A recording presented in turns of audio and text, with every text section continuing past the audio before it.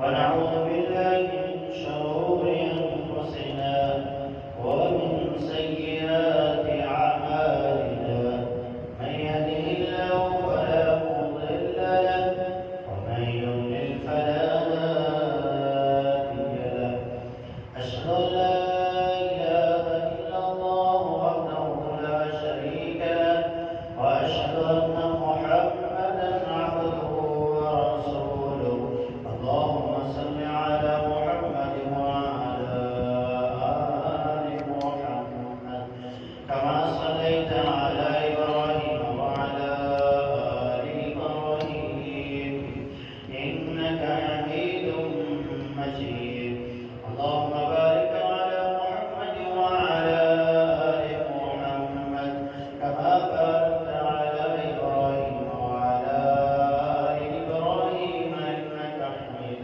مجيد أما بعد فإن أحسن الحديث كتاب الله وخير الهدي هدي محمد صلى الله عليه وسلم وشر الأمور محدثاتها وكل محدثة بدعة وكل بدعة ضلالة وكل ضلالة في النار قال الله تبارك وتعالى في القرآن المجيد والفرقان الحميد أعوذ بالله من الشيطان الرجيم يا أيها الذين آمنوا اتقوا الله حق تقاته ولا تموتن إلا وأنتم مسلمون يا أيها الناس اتقوا ربكم الذي خلقكم من نفس واحدة وخلق منها زوجها وبث منهما رجالا كثيرا ونساء واتقوا الله الذي تساءلون به والأرحام إن الله كان عليكم رقيبا يا أيها الذين آمنوا اتقوا الله وقولوا قولا سديدا يصلح لكم أعمالكم ويغفر لكم ذنوبكم ومن يطع الله ورسوله فقد فاز فوزا عظيما قال الله تبارك وتعالى في مقام آخر لو أنزلنا هذا القرآن على جبل لرأيته خاشعا متصدعا من خشية الله وتلك الأمثال نضربها للناس لعلهم يتفكرون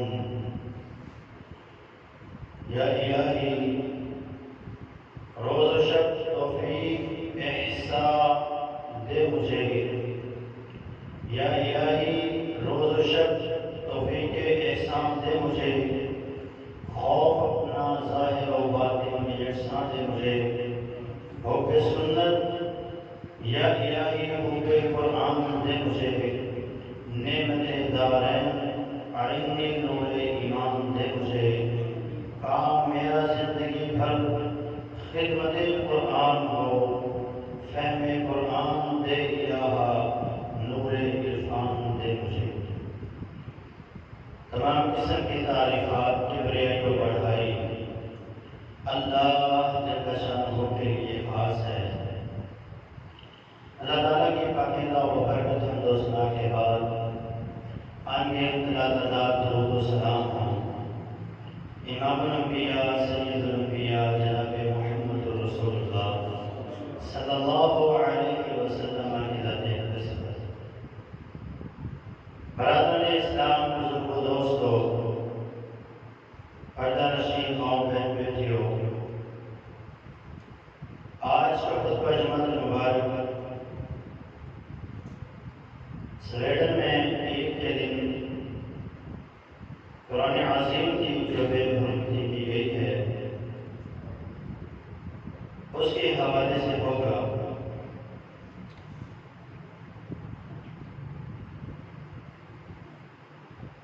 آج کے خطبہ جمعۃ المبارک کو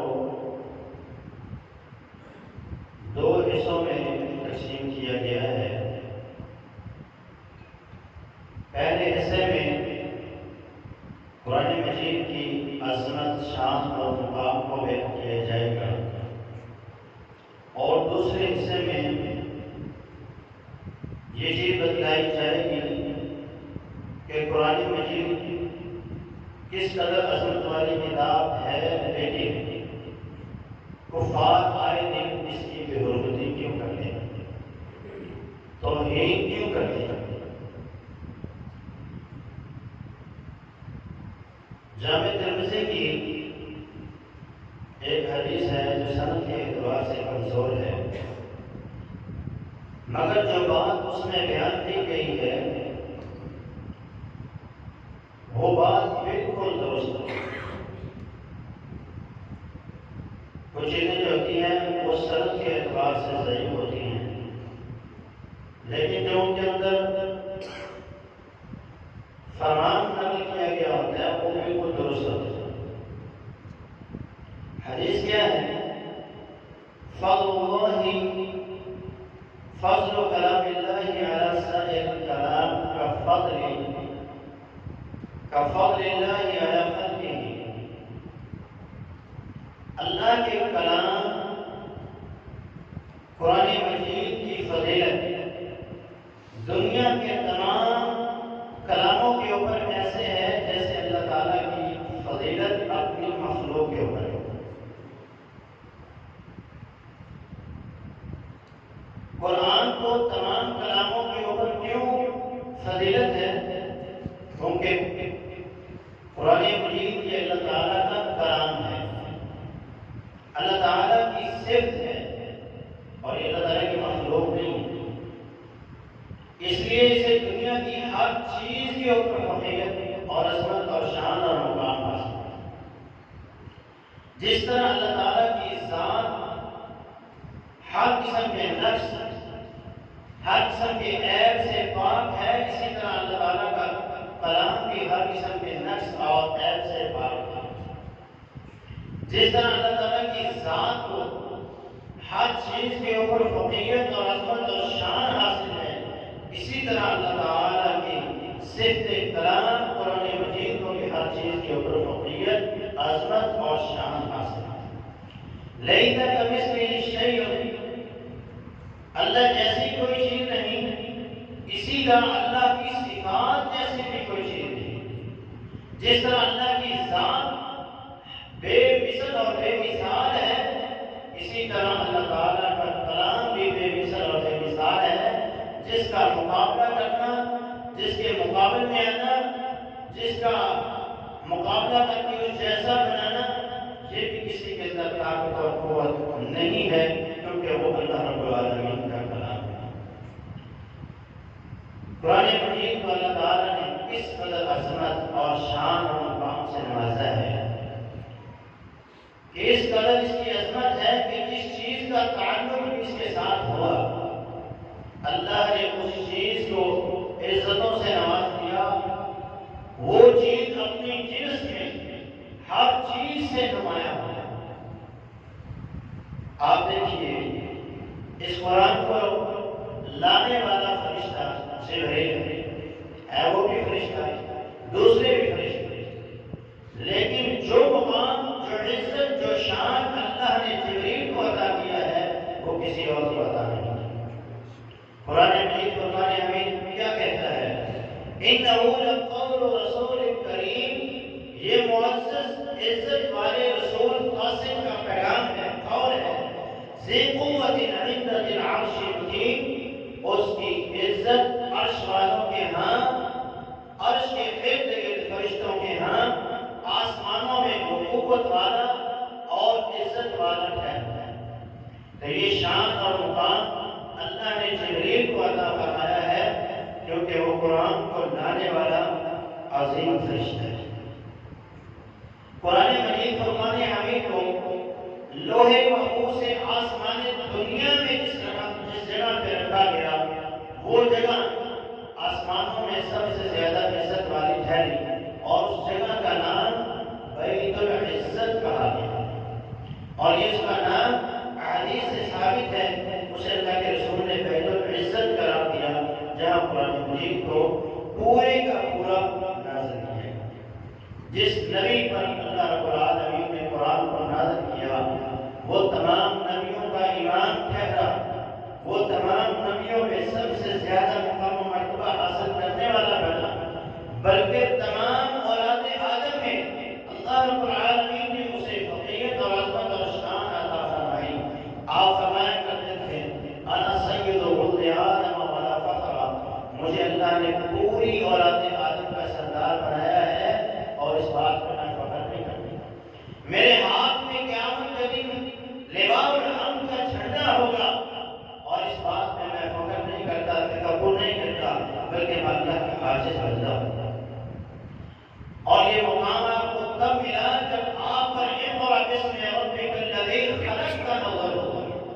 جب آپ کو اللہ نے قرآن مجید فرقان حمید جیسی عظیم نعمت سے نوازا، آپ کو نبی اور رسول بنا کر آپ پر قرآن مجید کا نزول شروع کیا، اس کے بعد اللہ نے آپ کو یہ مقام عطا فرمایا۔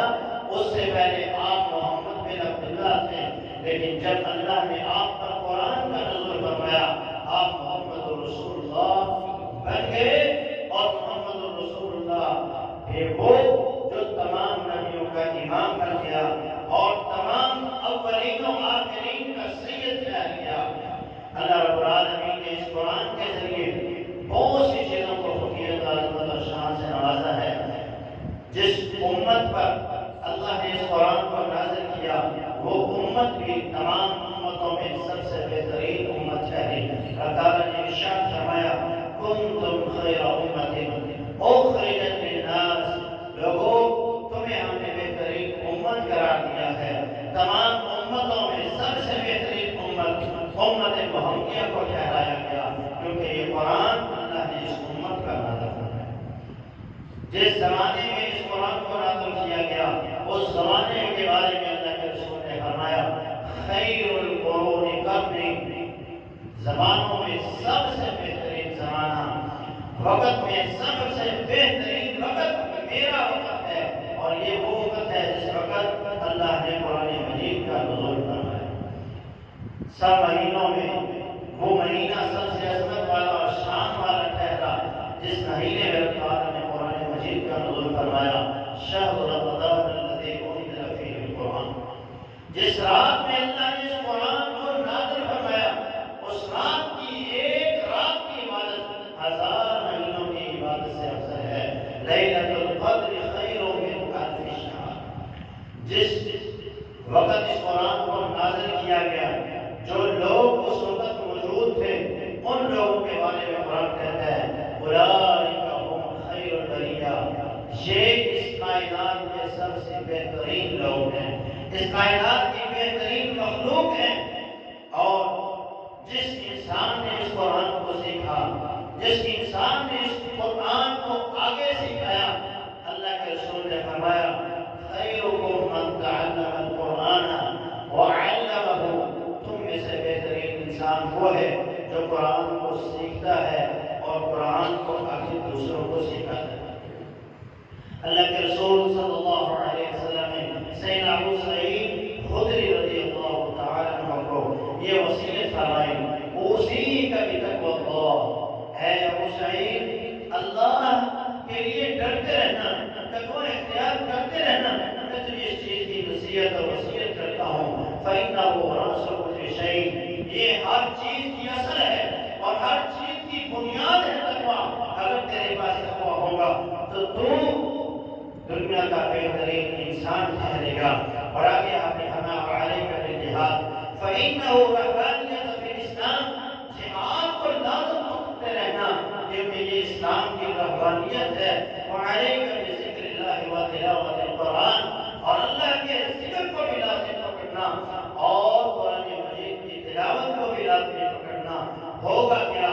فإنہ روحک فی السماء، اس سے تیرے تذکرے آسمانوں میں ہوں گے، تیرے لیے آسمانوں کے اندر تیرے تذکرے کیے جائیں گے۔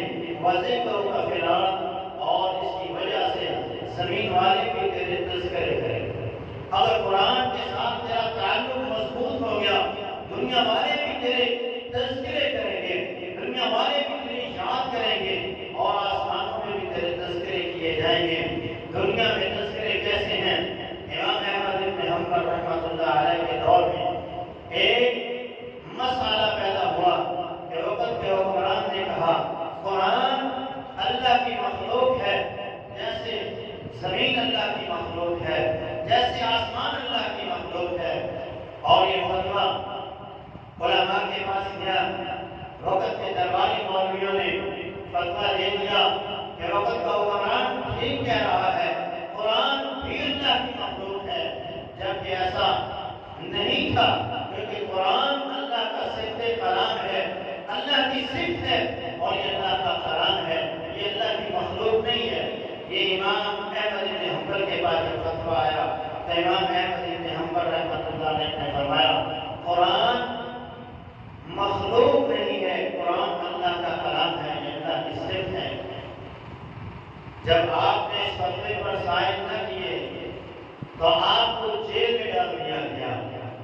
سزاؤں سے دوچار کیا گیا۔ جیل کا جلاد کہتا ہے جو گھوڑے میں نے عامر ابن حنبل کی پشت پہ گرائے، اگر وہ گھوڑے میں کسی زوراور ہاتھی پہ گراتا تو وہ بھی زمین پر گر جاتا۔ لیکن احمد ابن حنبل تیری استقامت کو سلام پیش کرتا ہوں کہ تو ڈٹا رہا۔ اور وہ علماء سود ان کے پاس آئے اور کہا کہ آپ جھک جائیے، کلمہ اقرار، کلمہ کفر جو ہے ناپسندیدہ کلمہ، وہ جان بچانے کے لیے کہا جا سکتا ہے۔ فرمایا ہمارا اور تمہارا فرق اس دن محسوس ہوگا جب ہمارے جنازے اٹھیں گے۔ تو پھر چشم فرق نے وہ سین بھی دیکھے کہ جب احمد ابن حنبل کا جنازہ اٹھا، ان کے جنازے میں شریک 1.5 لاکھ مسلمان ہوئے۔ اندازہ کیجئے کہ وہ کیسا وقت تھا جب نہ موبائل کا دور تھا، جب نہ ٹیلی ویژن کا دور تھا، نہ ہی کوئی پیغام بھیجنے کا ذریعہ تھا۔ اس کے باوجود 1.5 لاکھ مسلمانوں کے جنازے میں شریک ہوئے۔ یہاں تک کہ لوگوں کو نماز پڑھنے کے لیے جن کو زمین میسر نہ آئی، جو کشتیوں میں سوار تھے، انہوں نے دجلہ کی کشتیوں میں نماز جنازہ ادا کیا۔ ان کے جنازے کو لے کر 18,000 عیسائیوں نے کلمہ پڑھ کے دار اسلام میں داخل کیا۔ یہ عزت، یہ شان اور یہ تذکرے کب ہوتے ہیں؟ جب انسان قرآن کے ساتھ اپنا تعلق جوڑ لیتا ہے، جب انسان قرآن کے ساتھ اپنے تعلقات مضبوط کر لیتا ہے، جب اس کا اٹھنا اور بیٹھنا اللہ کے قرآن کے مطابق ہوتا ہے، پھر اس بندے کے تذکرے زمینوں میں بھی ہوتے ہیں، آسمان میں بھی ہوتے ہیں۔ اس لیے اللہ کے قرآن کی یہ عظمت اور یہ شان ہے، جو بھی اس کے ساتھ جڑ گیا اللہ نے اس کو عزت، شان اور مقام عطا فرما دیا۔ قرآن وہ عظیم نعمت ہے کہ جس کا متبادل کوئی نہیں ہے، جس جیسی کوئی اور نعمت نہیں ہے۔ دنیا کی ہر نعمت سے بڑی نعمت ہے قرآن۔ قرآن کو اللہ نے اپنی نعمت قرار دیا، اپنا فضل قرار دیا، اپنی رحمت قرار دیا۔ آئیے قرآن مجید سماعت فرمائیے۔ اللہ نے فرمایا اليوم اکملت لکم نعمتی اليوم اکملت علیکم نعمتی ورضیت لکم الاسلام دینا۔ یہ میدان عرفات ہے، اللہ کے رسول کا خطبہ ہے۔ آپ نے فرمایا لوگوں، آج تمہارے رب نے تمہارے اوپر تمہارا دین، اپنی نعمت اسلام کو مکمل کر دیا ہے۔ اسلام اور قرآن کو اللہ نے اپنی نعمت قرار دیا۔ دوسرا مقام ہے سورہ آل عمران ہے، سورہ 14-12 ہے۔ اللہ تعالیٰ نے ارشاد فرمایا وَاذْكُرُوا نِعْمَتَ اللَّهِ عَلَيْكُمْ إِذْ كُنْتُمْ أَعْدَاءً فَأَلَّفَ بَيْنَ قُلُوبِكُمْ فَأَصْبَحْتُمْ بِنِعْمَتِهِ إِخْوَانًا۔ لوگوں اس وقت کو یاد کرو، اس وقت کو یاد کرو کہ جب تم ایک دوسرے کے دشمن تھے تو اللہ نے اپنی نعمت تمہیں عطا کی، اور اس نعمت کے بعد یہ ہوا کہ تم آپس میں بھائی بھائی بن گئے۔ ایک دوسرے کے جو دشمن تھے تم اس نعمت کی وجہ سے بھائی بھائی بن گئے۔ اور پھر اللہ نے ایک اور مقام پہ ارشاد فرمایا قُلْ بِفَضْلِ اللَّهِ وَبِرَحْمَتِهِ فَلْيَفْرَحُوا۔ اے ایمان والو، جو نعمت ہم نے تمہیں دی ہے، جو فضل ہم نے تمہیں دیا ہے، جس رحمت سے ہم نے تمہیں نوازا ہے، فَلْيَفْرَحُوا، اس نعمت پر تم خوش ہو جاؤ۔ وہ خیر مما یجمعون، دنیا کی جتنی نعمتیں تمہارے پاس ہیں، جو تم جمع کر رہے ہو، ان تمام نعمتوں سے سب سے بڑی نعمت قرآن کی نعمت ہے، اسلام کی نعمت ہے جو اللہ تعالیٰ نے تمہیں عطا فرمائی ہے۔ یہ کس قدر عظمت اور شان اور مقام ہے قرآن مجید فرقان حمید کا، کہ تمام آسمانی کتابیں ایک طرف ہوں اور قرآن مجید ایک طرف ہوں۔ ان تمام آسمانی کتابوں سے زیادہ عظمت اور شان اللہ نے قرآن مجید کو عطا فرمایا۔ اللہ کے رسول صلی اللہ علیہ وسلم کی حدیث ہے، واسطہ بن اسقع رضی اللہ عنہ اس حدیث کے راوی ہیں، قال النبی صلی اللہ علیہ وسلم اعطیت مکان التوراۃ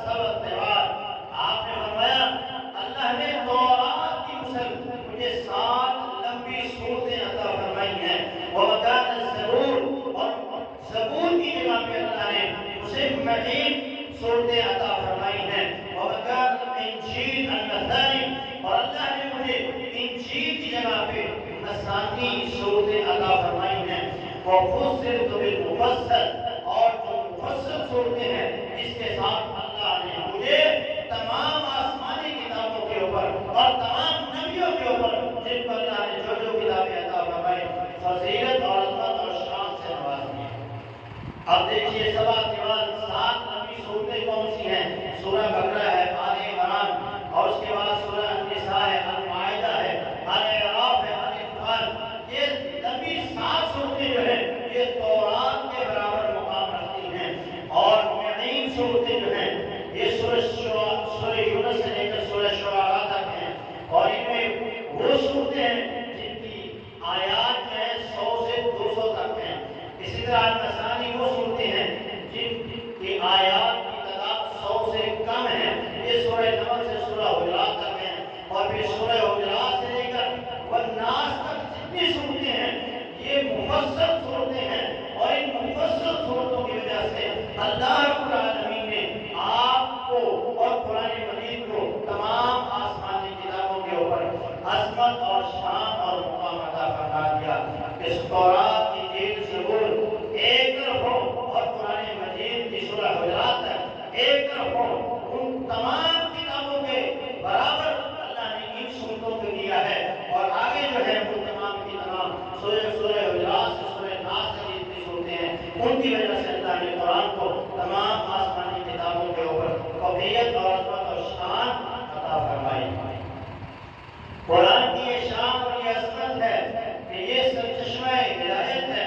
قرآن مجید فرماتے ہیں حبیب اللہ تعالیٰ نے ارشاد فرمایا ان هذا القرآن يهدي للتي هي اقوم ويبشر المؤمنين الذين يعملون الصالحات، کہ یہ وہ قرآن ہے کہ جو لوگوں کی، اقوام کی، قوموں کی رشد و ہدایت کا ذریعہ ہے، انہیں سیدھا راستہ دکھاتا ہے۔ سیدنا جبیر رضی اللہ تعالیٰ عنہ اس حدیث کے راوی ہیں، وہ ارشاد فرماتے ہیں اللہ کے رسول صلی اللہ علیہ وسلم نے ارشاد فرمایا ابشروا فإن هذا القرآن تركه بيد الله، لوگوں خوش ہو جاؤ، یہ وہ قرآن ہے جس کا ایک کنارہ اللہ کے ہاتھ میں ہے، وَتَرْفُوا بِأَيْدِيكُمْ، اور اس کا دوسرا کنارہ تمہارے ہاتھ میں ہے، فَتَمَسَّكُوا بِهِ، اس کو مضبوطی سے تھام لو، اس کے ساتھ چمٹ جاؤ، اس کو چھوڑنا مت۔ کیوں؟ فَإِنَّكُمْ لَن تَهْلِكُوا، یاد رکھو تم ہرگز نہیں ہلاک ہو سکتے، وَإِنَّكُمْ لَن تَضِلُّوا بَعْدَهُ أَبَدًا، اور اس کے بعد تم کبھی گمراہ نہیں ہو سکتے اگر تم نے اس کو مضبوطی سے تھامے رکھا۔ قرآن بھی یہی کہتا ہے وَاعْتَصِمُوا بِحَبْلِ اللَّهِ جَمِيعًا، اللہ کی رسی کو مضبوطی سے تھام لو۔ یہ وہ رسی ہے جس کا ایک سرا اللہ کے ہاتھ میں ہے اور دوسرا سرا انسانوں کے ہاتھ میں ہے۔ جو اس رسی کے ساتھ چمٹ گیا، جس نے اس رسی کو تھام لیا، وہ کبھی گمراہ نہیں ہو سکتا، وہ ہدایت کے اوپر رہے گا اور ہمیشہ ہدایت کے ساتھ لگا رہے گا، اور ہدایت کے اوپر ہی اسے موت نصیب ہوگی۔ اللہ کے رسول صلی اللہ علیہ وسلم کی آخری جو وصیتیں ہیں ان میں ایک یہ بھی تھی، آپ نے فرمایا ترکت فیکم عمرین لن تضلوا ما تمسکتم بہما کتاب اللہ و سنتی، اور لوگوں یاد رکھو تم کبھی گمراہ نہیں ہو سکتے، تم کبھی سیدھے راستے سے ہٹ نہیں سکتے اگر تم لوگوں نے ان 2 چیزوں کو تھام لیا جو میں تمہارے اندر چھوڑے جا رہا ہوں۔ اور وہ 2 چیزیں کیا ہیں؟ ایک اللہ کی کتاب قرآن مجید ہے اور ایک میری سنت ہے۔ ان 2 چیزوں کو تھام لو تو کبھی تم گمراہ نہیں ہو سکتے، کبھی شیطان تمہیں سیدھے راستے سے ہٹا نہیں سکے گا، کبھی کوئی گمراہ تمہیں سیدھے راستے سے دور نہیں کر سکے گا اگر تم لوگوں نے اللہ کی کتاب اور اللہ کی کتاب قرآن مجید اور میرے فرمان، میری سنت، میری حدیث کو تھام لیا۔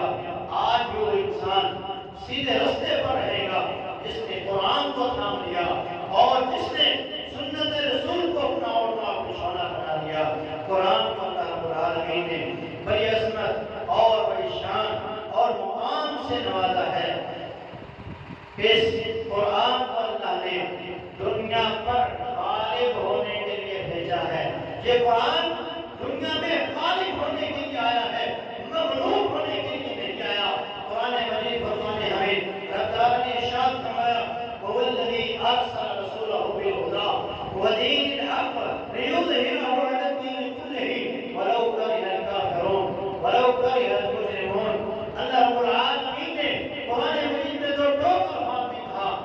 اپنے رسول کو بھیجا اس لیے ہے، اور ان کو دین حق، ہدایت، اسلام اس لیے دے کے بھیجا ہے تاکہ یہ دین اسلام کو دنیا کے تمام ادیان کے اوپر غالب کر دے، اسلام کو دنیا کے تمام ادیان کے اوپر غالب کر دے۔ اور اسلام کیا ہے؟ ایک اللہ کا قرآن ہے اور ایک محمد رسول اللہ، جناب محمد رسول اللہ صلی اللہ علیہ وسلم کا فرمان ہے، آپ کی حدیث ہے۔ یہ دو چیزیں اسلام ہے، اور ان دو چیزوں کو اللہ رب العالمین نے اپنے محبوب کو عطا کر کے فرمایا کہ ہم نے آپ کو دنیا میں اس لیے بھیجا ہے تاکہ آپ ان دونوں کو دنیا کے تمام ادیان کے اوپر غالب کر دیں۔ اور اسلام دنیا میں آیا ہی بلندیاں حاصل کرنے کے لیے ہے، اسلام جھکنے کے لیے نہیں آیا۔ قرآن کو جتنا مرضی یہ لوگ قرآن کی توہین کر لیں، جتنے مرضی یہ صاحب قرآن کی توہین کر لیں، یاد رکھیں نہ قرآن کی شان کو کم کیا جا سکتا ہے اور نہ ہی یہ صاحب قرآن کی شان کو کم کر سکتے ہیں۔ اب سوال یہ ہے، اس قدر عظمت، اس قدر شان اور اس قدر مقام جب رب نے قرآن کو عطا فرمایا ہے اور محمد رسول اللہ صلی اللہ علیہ وسلم کو عطا فرمایا ہے، تو پھر آئے دن یہ کافر، بے دین، ملحد، رب کے نافرمان باغی لوگ کیوں آئے دن قرآن کی توہین کرتے ہیں؟ کبھی امریکن، کبھی ناروے والے، کبھی سویڈن والے، یہ کیوں قرآن کی توہین کرتے ہیں؟ یہ کیوں رسول اللہ صلی اللہ علیہ وسلم کی توہین کرتے ہیں؟ اس کی دو وجہ ہیں۔ پہلی وجہ یہ ہے، جو ہمارا قرآن کے ساتھ تعلق ہے وہ بہت کمزور ہے۔ ہمارا قرآن کے ساتھ جو تعلق ہے وہ بڑا کمزور ہے۔ ہمارے کمزور تعلق کی وجہ سے جو ہم نے قرآن کے ساتھ کیا، جو ظلم ہم قرآن کے ساتھ کرتے ہیں، اس وجہ سے یہ ظالم، نافرمان، رب کے باغی یہ جرم کرتے ہیں کہ یہ آئے دن قرآن کی توہین کرتے ہیں، یہ آئے دن اللہ کے رسول صلی اللہ علیہ وسلم کی توہین کرتے ہیں۔ ہم نے قرآن کے ساتھ کیا کیا؟ ہماری حالت یہ ہے، 100 بندے مسجد میں نماز پڑھنے والے ہوں، باہر والے نہیں، 100 بندے مسجد میں نماز پڑھنے والے ہوں، امام مسجد نہ آئے، کوئی مسلح امامت میں کھڑا نہیں ہوتا، اس کے اندر اتنی جرأت نہیں ہے کہ وہ نماز پڑھا سکے۔ جنازے پر امام لیٹ ہو جائے، لوگ فون پہ فون کر رہے ہوتے ہیں، کہاں رہ گئے؟ کسی کو نماز جنازہ پڑھانا نہیں آتا۔ یہ اسلام کے ساتھ ہمارا تعلق ہے، نہ ہم نکاح پڑھا سکتے ہیں، نہ ہم نماز پڑھا سکتے ہیں۔ کسی کو کہے اذان دو، وہ کہتا ہے مجھے شرم آتی ہے۔ یہ ہماری حالت ہے۔ جب یہ ہماری حالت ہوگی تو پھر کافر تو توہین کریں گے، پھر ان کے اندر جو جرأت پیدا ہوگی کہ ان کے اندر تو غیرت ایمانی نہیں ہے، ان کے اندر تو ایمان نام کی چیز باقی نہیں رہی، اب بار بار توہین کریں گے تو ہمیں یہ کچھ کہہ بھی نہیں سکتے۔ تو یہی وجہ ہے کہ ہم اسلام سے دور ہیں، ہم قرآن سے دور ہیں۔ وہ ایک شاعر ہے، اس نے جو ہم قرآن کے ساتھ کرتے ہیں اس کا نقشہ کھینچا ہے۔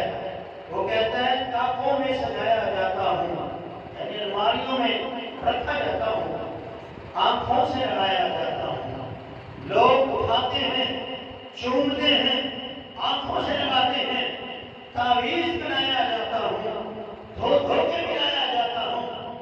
آپ ان اشعار کو سنتے جائیے اور دیکھیے کہ کیا قرآن کے ساتھ ہم یہی نہیں کر رہے۔ وہ کہتا ہے آنکھوں میں سجایا جاتا ہوں، آنکھوں سے لگایا جاتا ہوں، تعویذ بنایا جاتا ہوں، دھو دھو کے پلایا جاتا ہوں، جزدان حریر و ریشم کے اور پھول ستارے چاندی کے پھر عطر کی بارش ہوتی ہے، خوشبو میں بسایا جاتا ہوں۔ مجھے حریر و ریشم کے غلافوں میں لپیٹ کر الماریوں میں رکھ دیا جاتا ہے، اور جس طرح طوطا مینا کو کچھ بول سکھائے جاتے ہیں، جس طرح ہم اپنے طوطوں کو بول سکھاتے ہیں، میاں مٹھو چوری کھانی ہے، میاں مٹھو ایسی بات ہے، یہ بات ہے، وہ آگے سے بولتا ہے، مینا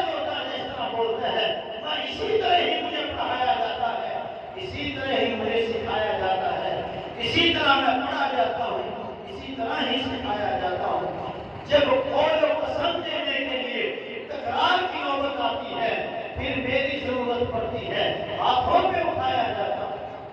جب عدالتوں میں قول و قسم دینے کے لیے پنچایتوں میں بس یہی جب قرآن رہ گیا کہ قرآن اٹھاؤ بھائی، قرآن اٹھاؤ، جب قرآن اٹھاؤ گے پھر ہم مانیں گے، قرآن صرف اٹھانے کے لیے رہ گیا پھر میری ضرورت پڑتی ہے ہاتھوں پہ اٹھایا جاتا ہوں۔ آگے شاعر کہتا ہے دل سوچ سے خالی رہتے ہیں، آنکھیں ہیں کہ نم ہوتی ہی نہیں، کہنے کو میں ایک جلسے میں پڑھ کے سنایا جاتا ہوں، یہ مجھ سے عقیدت کے دعوے قانون پہ راضی غیروں کے یوں بھی مجھے رسوا کرتے ہیں، ایسے بھی مجھے اڑایا جاتا ہے۔ مجھ سے دعوے بڑے ہیں کہ ہم قرآن کو ماننے والے، ہم قرآن کو فالو کرنے والے، ہماری زندگیوں ہمارے لیے قرآن کا نازل فرمایا، لیکن جب فیصلوں کی باری آتی ہے پھر انگریز کے قانون کو ترجیح دیتے ہیں، پھر بڑھ کے قرآن کو پسے پشت ڈال دیتے ہیں۔ یہ ہماری حالت ہے۔ شاعر کہتا ہے اس بدن میں مجھ کو بار نہیں، اس عرص میں میری دھوم نہیں، پھر بھی میں اکیلا رہتا ہوں، مجھ سا بھی کوئی مسلو نہیں۔ یہ قرآن کے ساتھ ہم نے کیا ہے تو پھر غیر کیسے معاف کر سکتے ہیں؟ پھر کیسے غیر قرآن کی توہین کرنے سے بات آئیں گے؟ پھر وہ کیسے یہ ہمیں باور کروائیں گے کہ تمہارے اندر ایمان نام کی چیز نہیں رہی؟ تم نے قرآن کو پسے پشت ڈال دیا، تم نے اسے الماریوں کی زینت بنا دیا، اسے پڑھتے دنیا میں حکمرانی کرتے۔ یہ رب نے حکمرانی کرنے کے لیے قرآن دیا تھا، دنیا میں غالب ہونے کے لیے قرآن دیا تھا، ہم نے اسے پسے پشت ڈال دیا۔ وہ صحابہ کو دیکھو، وہ بکریوں کے چرواہے، وہ جنگلوں میں زندگی بسر کرنے والے، جب اللہ کے قرآن کو سینے سے لگایا، محمد رسول اللہ کے نقشے قدم پر چلتے ہوئے جب انہوں نے زندگیاں گزاری، پھر کیسر و کسریٰ جیسے ظالم اور رب کے نافرمان سرکشوں کا نام سنتے تو کام جایا کرتے تھے۔ آج ہمارے حکمران ان کی دھمکیوں سے ڈر جاتے ہیں۔ وجہ کیا ہے؟ غیرت ایمانی نہیں ہے۔ وجہ کیا ہے؟ قرآن کو پڑھتے نہیں ہے۔ قرآن کو پڑھتے ان کے دلوں میں غیرت پیدا ہوتی۔ یہ دو الفاظ میں کہتے تم نے ہمارے قرآن کی توہین کی ہے، نکل جاؤ ہمارے علاقوں سے، نکل جاؤ ہماری بستیوں سے۔ جو ہمارے قرآن کی توہین کرے گا ہم اس کے خلاف اعلان جنگ کریں گے۔ ہم مر تو سکتے ہیں، ہم ختم تو ہو سکتے ہیں، لیکن اللہ کے قرآن پر، رسول اللہ کے فرمان پر آنچ نہیں آنے دیں گے۔ یہ غیرت جب ختم ہو گئی، جب جہاد نام کی چیز حکمرانوں سے ختم ہو گئی، جب یہ عیاشیوں میں پڑ گئے، جب یہ دنیا کی محبت اور دنیا کی لذتوں میں پڑ گئے، تو پھر کافروں نے اللہ کے قرآن، صاحب قرآن محمد رسول اللہ صلی اللہ علیہ وسلم کی بھی توہین کی ہے۔ پھر یہ اللہ کی بھی توہین کریں گے، پھر یہ رسول اللہ کی بھی توہین کریں گے، پھر یہ قرآن کی بھی توہین کریں گے، پھر ان کو کوئی پرواہ نہیں ہوگی، کیونکہ جب ہمارے اندر غیرت ایمانی ختم ہو جائے گی، ایک تو ہمارے حوالے سے، دوسری وجہ یہ ہے یہ قرآن کی توہین کیوں کرتے ہیں؟ قرآن وہ آئینہ ہے کہ جب انسان اس کے سامنے کھڑا ہوتا ہے تو وہ اسے سر کے بالوں سے لے کر پاؤں تک پورے کا پورا دکھا دیتا ہے۔ تم یہ نبی علیہ السلام نے فرمایا تم سے پہلوں میں بھی اس کے اندر واقعات موجود ہیں، تمہارا تذکرہ بھی قرآن میں موجود ہے، بعد میں آنے والوں کا تذکرہ بھی موجود ہے، ہر ایک کا تذکرہ موجود ہے۔ عامر بن قیس رضی اللہ عنہ کا میں نے واقعہ پڑھا، وہ قرآن مجید کو 3 بار پڑھتے ہیں۔ جب انہوں نے یہ قرآن مجید کی آیت پڑھی کہ فیہ ذکرکم، اس میں تمہارا تذکرہ ہے، قرآن کو پڑھتے گئے، ایک دفعہ پڑھا، سمجھ نہ آئی کہ میں کن لوگوں میں شامل ہوں، دوسری بار پڑھا، پھر بھی فرمایا ابھی بھی سمجھ نہیں آئی، میرا تذکرہ کہاں موجود ہے، پھر تیسری بار قرآن کو پڑھا، اور اس آیت پہ جب پہنچے کہ تم میں سے کچھ ایسے لوگ ہیں جنہوں نے جن کے اعمال خلط مند ہیں، جو پہلے کافر تھے پھر ایمان کی دولت سے مالا مال ہو گئے، ہمارا شمار ان لوگوں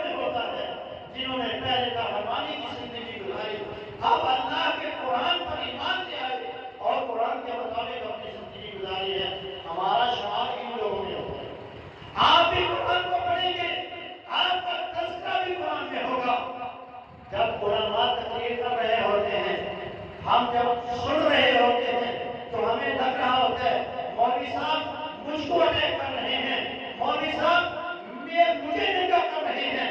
ہر بندہ ایسے محسوس کر رہا ہوتا ہے، لگتا ہے میرا تذکرہ ہو رہا ہے.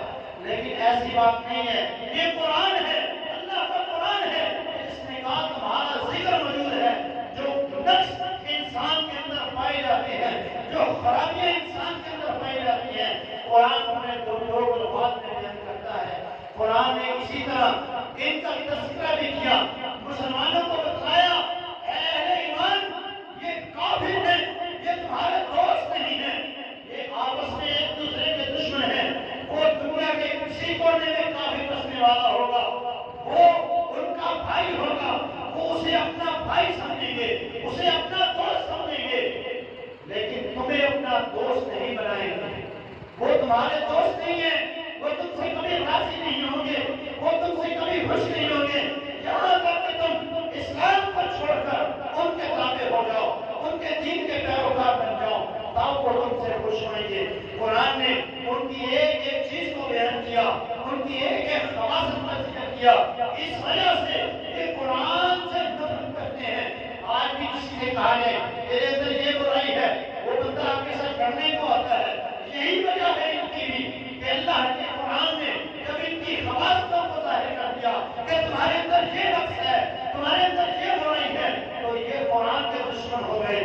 قرآن ان کے نقص کو بیان کرتا ہے کہ یہ حق کو پہچان کر حق کا انکار کرنے والے ہیں. اس وجہ سے ہم نے ان پہ لعنت کی ہے. قرآن کہتا ہے فلما جاءهم ما عرفوا كفروا به فلعنة الله على الكافرين. جب حق ان کے سامنے آ گیا، قرآن ان کے سامنے آ گیا، قرآن کو پہچان لیا، قرآن کو سنا، سننے کے بعد کہا واقعہ یہ قرآن اللہ کا کلام ہے، اور اس کے بعد انہوں نے انکار کر دیا. جب انکار کیا تو اللہ نے ان پہ اپنی لعنت کر دی. یہ حق کو چھپانے والے ہیں. قرآن کہتا ہے یا اہل الکتاب لما تلبسون الحق بالباطل وتكتمون الحق. تم حق کو باطل کے ساتھ خلط کیوں کرتے ہو؟ یہ قرآن نے ان کا نقص بیان کیا، ان کی خواص کا ذکر کیا، پھر ایک اور خواص کا ذکر کیا کہ یہ دھوکے باز ہیں. قرآن کہتا ہے وقال طائفة من اہل الکتاب آمنوا بالذی انزل علی الذین آمنوا وجه النہار. انہوں نے ایک مدینے میں ایسا گروہ تیار کیا جس کا یہ کام تھا صبح کو جاؤ اسلام قبول کرو، شام کے وقت انکار کر دو. کیوں؟ جب مسلمان جو نئے نئے ہیں وہ دیکھیں گے یہ اہل کتاب جو ہیں یہ اسلام سے پھر رہے ہیں، لگتا ہے اسلام سچا ہی نہیں ہے، دھوکہ دینے کے لیے اسلام قبول کرتے. اللہ کے قرآن نے کہا یہ ظالم لوگ ہیں، یہ اسلام کی راہ میں رکاوٹ ڈالنے والے ہیں، یہ سود خور ہیں، یہ ناحق مال لوگوں کو کھاتے ہیں. فرمایا فَبِظُلْمٍ مِّنَ الَّذِينَ هَادُوا حَرَّمْنَا عَلَيْهِمْ طَيِّبَاتٍ وَأُحِلَّتْ لَهُمْ وَبِصَدِّهِمْ عَن سَبِيلِ اللَّهِ وَأَخْذِهِمْ الرِّبَا وَقَدْ نُهُوا عَنْهُ وَأَكْلِهِمْ أَمْوَالَ النَّاسِ بِالْبَاطِلِ. ایک ایک ان کی خواص کو اللہ نے بیان کیا ہے. اس وجہ سے یہ اسلام کے دشمن ہیں، اس وجہ سے یہ قرآن کے دشمن ہیں. رب قرآن نے کہا یہ عہد شکن ہیں، وعدہ خلافی کرنے والے ہیں، انبیاء کو قتل کرنے والے ہیں. فَمَا فَبِمَا نَقْضِهِمْ مِيثَاقَهُمْ. جو وعدہ بھی تم ان کے ساتھ کرو گے یہ وعدہ وفا نہیں کریں گے، یہ وعدے کو توڑ دیں گے. وَكُفْرِهِمْ بِآيَاتِ اللَّهِ. اللہ کی آیات کا انکار کریں گے. وَقَتْلِهِمُ الْأَنْبِيَاءَ بِغَيْرِ حَقٍّ. یہ ایسے ظالم ہیں انہوں نے اللہ کے نبیوں کو نہ چھوڑا، انہیں بھی قتل کر دیا. جب کسی کو قاتل کہیں، کسی کو لعنتی کہیں، کسی کو حق چھپانے والا کہیں، کسی کو دھوکے باز کہیں گے تو وہ آپ کا دشمن بن جائے گا، آپ کو مرنے اور مارنے پر مل جائے گا. یہی وجہ ہے اسلام میں قرآن نے مسلمانوں کو منتبہ کر دیا. دیکھ لو یہ ان کے اندر خواص ہیں، یہ تمہارے دوست نہیں ہو سکتے، یہ تمہیں دھوکہ دیں گے، تمہیں نقصان پہنچانے کی کوشش کریں گے. یہ ایسے ظالم ہیں انہوں نے اللہ کی گستاخیاں کی. فرمایا لقد كفر الذين قالوا ان الله فقير. دوسرا مقام وقالت اليهود يد الله مغلولة. قرآن کہتا ہے یہ اللہ کو فقیر کہتے ہیں، نعوذ باللہ. یہ اللہ کو تنگ دست کہتے ہیں، یہ اللہ کو کہتے ہیں کہ اللہ کے ہاتھ بڑے تنگ ہیں، جبکہ اللہ کے تو دونوں ہاتھ بڑے کھلے ہیں، اللہ اپنے بندوں پہ بے دہے خرچ کرتا ہے۔ اللہ تو وہ ہے کہ جو اس کو مانے، جو نہیں مانتا، دونوں کو دیتا ہے۔ نبی علیہ السلام نے فرمایا اگر اللہ کے ہاں دنیا کی حیثیت ایک مچھر کے پر کے برابر بھی ہوتی تو اللہ ان کافروں کو ایک پانی کا گھونٹ پینے کے لیے نہ دیتا۔ یہ اس کی رحمت ہے۔ یہ کہتے ہیں اللہ فقیر ہے، نعوذ باللہ تنگست ہے، جبکہ اللہ کو اس کے خزانے بڑے وسیع ہیں، وہ تو اللہ کو دیتا ہے۔ اسلام کہتا ہے، قرآن کہتا ہے اللہ غنی ہے، اللہ مالدار ہے، اللہ ہر ایک کی جھولی کو بھرتا ہے، جبکہ ان کے نزدیک یہ اللہ کے گستاخ ہیں۔ جب کسی کو یہ کہو کہ تم اللہ کے گستاخ ہو، وہ آپ کو مارنے پہ تل جائے گا۔ فساد فی الارض کے مرتکب ہیں، جنگ زمین میں جنگ بھڑکانے کے اوپر یہ ہر وقت تلے ہوتے ہیں۔ قرآن کہتا ہے کلما اوقدوا نارا للحرب اطفأها الله ويسعون في الارض فسادا۔ ان کی یہ کوشش ہوتی ہے کہ زمین میں فساد برپا کر دیا جائے، زمین میں جنگ و جدال قائم کر دیا جائے، لیکن اللہ ہے کہ وہ ان کی آگ کو بجھا دیتا ہے۔ قرآن کہتا ہے کہ حسد کرنے والے ہیں ام یحسدون الناس علی ما آتاهم اللہ من فضلہ، جس فضل سے اللہ نے امت محمدیہ کو نوازا ہے، اس وجہ سے یہ قرآن کی وجہ سے اہل ایمان کے ساتھ امت محمدیہ سے یہ لوگ نفرت کرتے ہیں، حسد کرتے ہیں، مسلمانوں کے بدترین دشمن ہیں اور کبھی بھی ان کے خیر نہیں ہو سکتے۔ قرآن کہتا ہے لَتَجِدَنَّ أَشَدَّ النَّاسِ عَدَاوَةً لِلْيَهُودِ والذین اشرکوا، یہ مشرک اور یہ یہودی مسلمانوں کے اس کائنات کے اندر سب سے زیادہ دشمن ہیں۔ جب قرآن ان کو چشمہ، ان کا شیشہ دکھاتا ہے، آئینہ دکھاتا ہے، ان کو ان کی حماقتوں کو واضح کرتا ہے، یہ تو کچھ بھی نہیں، قرآن بڑا بڑا ہے، اللہ نے ایک ہی سے بڑھ کے ایک ان کی حماقت کو ظاہر کیا ہے۔ اس کے باوجود جب اہل ایمان مسلم امت کے حکمران ان کے سامنے ہاتھ پھیلائیں گے، ان کے سامنے گڑگڑائیں گے، ان کے سامنے گھٹنے ٹیکیں گے، تو پھر ان کی یہی حالت ہوگی کہ یہ آئے بھی قرآن کی بھی حکمتی کریں گے، قرآن کے ساتھ بھی یہی شروع کریں گے۔ ہمیں چاہیے کہ ہم اپنے خالق کو مالک سے مانگے، ہمارے حکمرانوں کو بھی چاہیے IMF کی بجائے، ان کافروں کی بجائے اپنے خالق کو مالک سے مانگے، اللہ وحدہ لا شریک کے سامنے اپنے ہاتھوں کو پھیلائیں، اللہ انہیں غنی کر دے گا، اللہ انہیں مالا مال کر دے گا۔ جبکہ ان ظالموں کی سوچ یہ بن چکی ہے کہ IMF ہمیں پیسے نہ دے گا تو ہم بچ جائیں گے، وہ قوم کبھی ترقی نہیں کر سکتی، اس قوم کی معیشت کبھی درست نہیں ہو سکتی۔ جو قوم اللہ کے قرآن کے مخالف چلے، جو قوم اللہ سے دشمنی کرے، اللہ کے حرامین کے مقابل میں کھڑے ہو جائے اور کہے ہم ترقی کریں گے، کبھی ہو نہیں سکتا کہ وہ ترقی کرے۔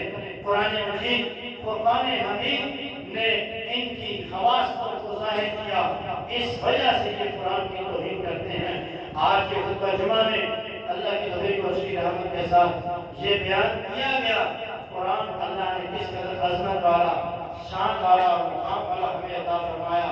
ہم نے اس کے ساتھ کیا کیا، جب ہم نے اس کے ساتھ ظلم کیا تو پھر غیروں نے تو اس کے ساتھ بڑھ چڑھ کے ظلم کرنا ہے، پھر انہیں تو کس چیز کی شرم حیا نہیں ہے۔ ہمیں چاہیے کہ ہم اپنا تعلق قرآن کے ساتھ مضبوط کر لیں، ہم اپنا اوڑھنا اور بچھوڑنا قرآن کو بنائیں۔